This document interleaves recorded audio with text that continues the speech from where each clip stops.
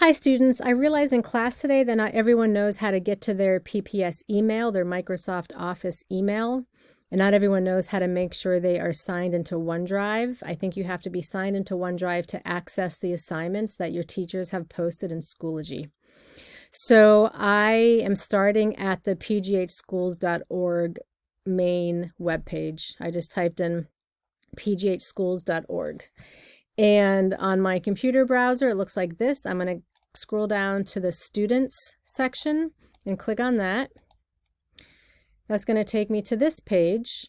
I think a picture is going to appear to make you feel motivated, but you can see right in the middle here is Student Office 365 email. To the left is where you check your grades. This middle one is your Office account. So when you click on that, it's going to take you it should take you right in a minute to your Microsoft Office main page, and you can see along the left side of the page your access to Word, to Excel, to PowerPoint, to Outlook. That is your PPS email. It's called Outlook. So if you click on that, it'll take you right to your email.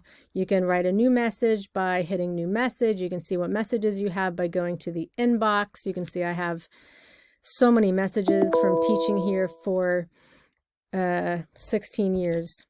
So hopefully that is helpful to you. When you want to go back to another Microsoft Office application, you can click on this waffle here and go to OneDrive or go to Teams or Forms.